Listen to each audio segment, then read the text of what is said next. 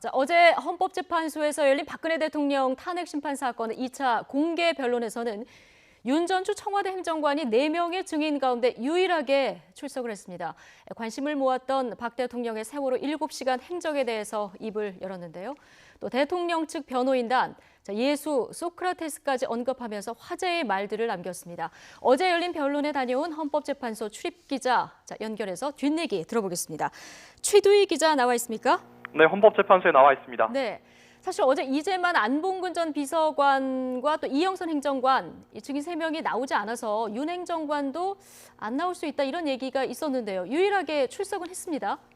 네, 그렇습니다. 사실 어제 오후 2시 반 이전까지만 해도 윤 행정관이 나오지 않아 헌법재판소의 첫 증인 신문이 파행으로 갈 수 있다는 관측이 많았는데요. 예. 오후 2시 반쯤에 갑자기 헌법재판소 안으로 택시 한 대가 들어섰습니다.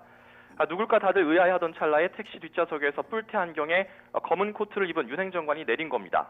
윤 행정관은 대심 판정에 들어가기 전 몰려드는 취재진에게 성실하게 답하겠다고만 짧게 답했는데요.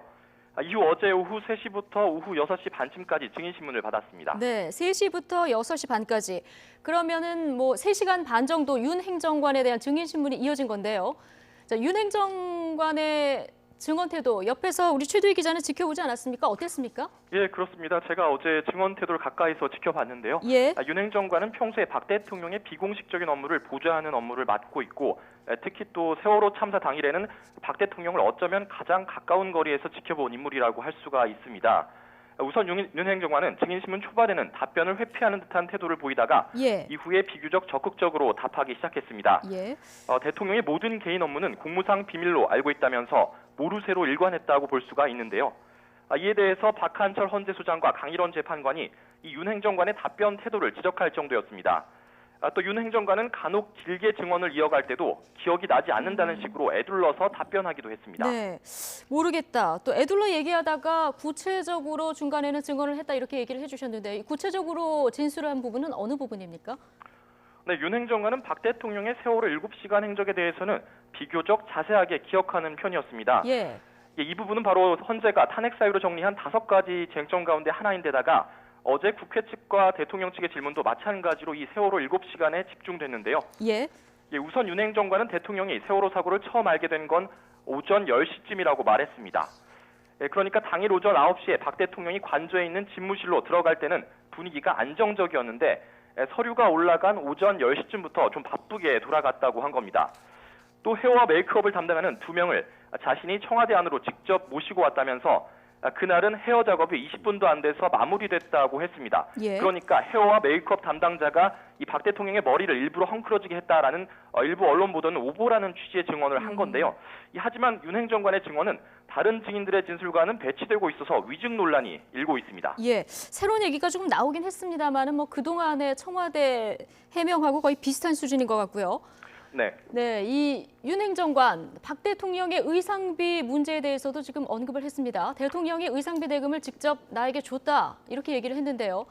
그런데 지난 청문회에서 고영태 씨가 최순실 씨가 의상비를 나한테 줬다 이렇게 또 증언하지 않았습니까? 예, 그렇습니다. 바로 좀 배치가 되는 부분이라고 예. 할 수가 있습니다. 이 윤 행정관은 박 대통령의 의상비와 관련해서는 비교적 뚜렷하게 답했는데요. 박 대통령의 의상비 대금을 직접 자신에게 줬다고 한 겁니다. 특히 좀 더 구체적으로 말하자면은 노란색 서류 봉투에 담아서 줬다고 한 건데요. 현금으로 줬는데 어느 정도 금액인지는 밀봉이 돼서 보지 못했다면서 이 의상비를 낸 시점 바로 최근이라고 했습니다. 예. 그런데 이 부분은 지난 국정조사에서 대통령의 의상비를 최순실 씨가 지급했다라는 고영태 씨의 증언과는 엇갈리는 대목이라고 할 수 있습니다. 네, 그리고 지난해 연말에 나에게 줬다 이래서 시점 논란도 지금 좀 있는 것 같고요. 네, 그렇습니다. 예. 자, 이보다 앞서서 어제 오전에 열린 변론에서는 그야말로 화제의 말들이 쏟아지지 않았습니까?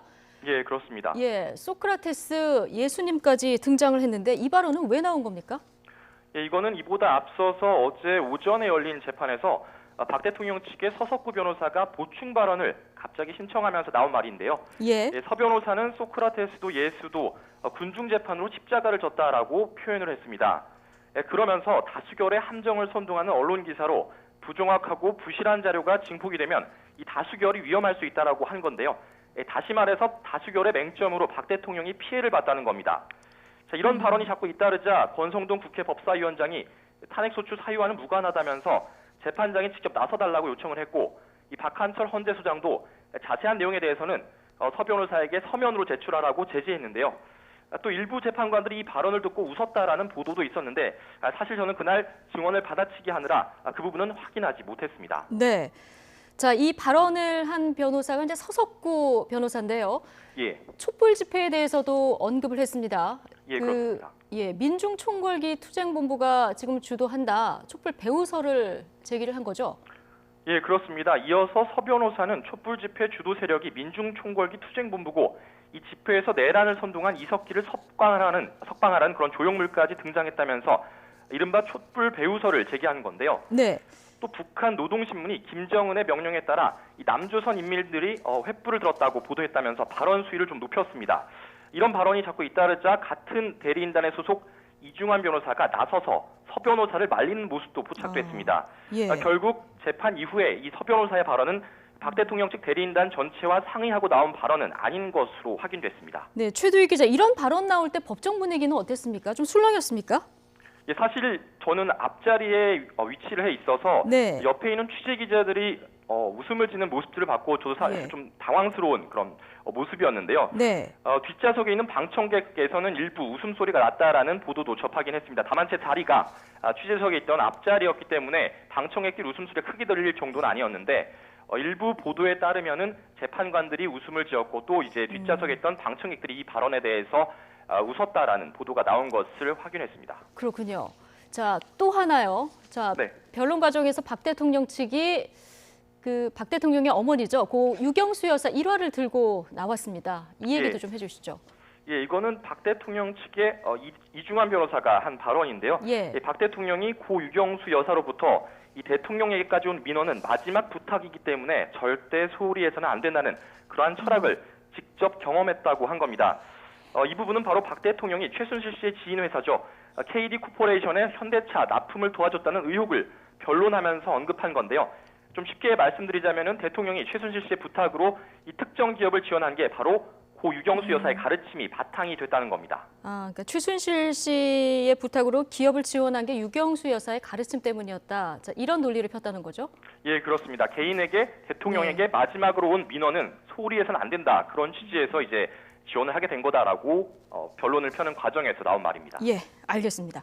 장소를 좀 바꿔보겠습니다. 어제 서울중앙지방법원에서는 최순실 씨 재판이 열리지 않았습니까? 예, 그렇습니다. 예, 최순실, 안종범, 정호성 세 사람이 모두 나왔는데요. 자, 대응 방식이 좀 3인 3색이었다 이런 평가가 나오고 있어요. 예, 그렇습니다. 최순실 씨는 어제 조심스럽게 법정에 들어섰는데요. 예. 이 최순실 씨와 달리 안종범 전 청와대 수석은 비교적 담담한 표정으로, 그리고 정호성 전 청와대 비서관은 허리를 꼿꼿이 펴고 큰 걸음으로 뒤를 따라왔습니다. 이렇게 온 안 전 수석이나 정 전 비서관과 달리 최 씨는 고개를 숙인 채 미동도 하지 않았는데요. 하지만 카메라가 법정 밖으로 나가는 순간 최 씨는 태도를 바꿔서 이 변호사와 귓속말을 주고받거나 하는 모습이 바로 취재진에게 포착됐습니다. 그렇군요. 자, 그런데 최순실 씨 변호인이죠. 네. 이경재 변호사가 어제 검찰이 최순실 씨와 안종범 전 수석이 모르는 사이로 드러나니까 예. 대통령을 끼워 넣었다 이런 주장을 하지 않았습니까? 예, 그렇습니다. 이경재 변호사는 검찰이 최순실 씨와 함께 이 재판에 넘겨진 안 전 수석과 공모했다고 하더니 이 두 사람이 잘 모르는 사이로, 그러니까 연결고리가 좀 없다라는 식으로 이제 드러나게 되자 무리하게 대통령을 중개인으로 끼워 넣었다고 한 건데요. 예. 이에 대해서 검찰이 또 반론을 폈습니다. 검찰은 최 씨가 플레이그라운드나 최 씨의 조카죠, 이제 장시호 씨의 스포츠 센터를 통해서 어떻게 돈을 검찰 표현을 빌리자면 속된 말로 빼먹으려 했는지 자세히 나와 있다면서 국정농단으로 사익을 취하려 한 사실이 바로 조사 단계에서, 그러니까 검찰 조사 단계에서 충분히 밝혀졌다고 반박을 한 겁니다. 예. 예, 특히 검찰은 박 대통령이 이들 범행에 공모한 증거는 바로 차고 넘친다라는 표현까지 썼는데요. 검찰이 공소장을 적을 때는 국격을 생각해서 최소한의 사실만 기재했다고도 했습니다. 네, 증거가 차고 넘친다. 예, 어제 공판에서 그래서 새로운 증거들이 좀 공개가 됐는데요. 예, 그렇습니다. 예, 눈에 띄는 것이 이제 안종범 전 수석의 자택 압수수색 문건, 그 자택에서 압수한 압수수색 대응 문건인데요. 예. 휴대전화를 전자레인지에 돌려라 이런 것도 있습니다. 예, 그걸 좀 제가 설명을 드리겠습니다. 예. 어제 열린 공판에서 안중범 전 수석이 바로 이 검찰의 압수수색에 대비해서 증거인멸을 계획한 그런 정황을 보여주는 문건이 공개가 된 건데요.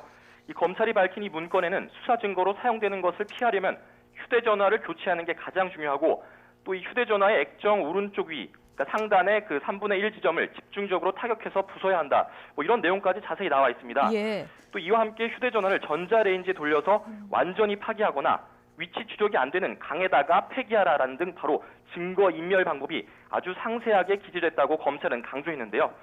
이런 문건은 검찰의 세부적인 수사 기법까지 나와 있다는 점에서 바로 청와대 민정수석실이 작성한 거라는 의혹이 제기되기도 했습니다. 예, 이런 문건이 이제 청와대에서 나왔다는 거죠.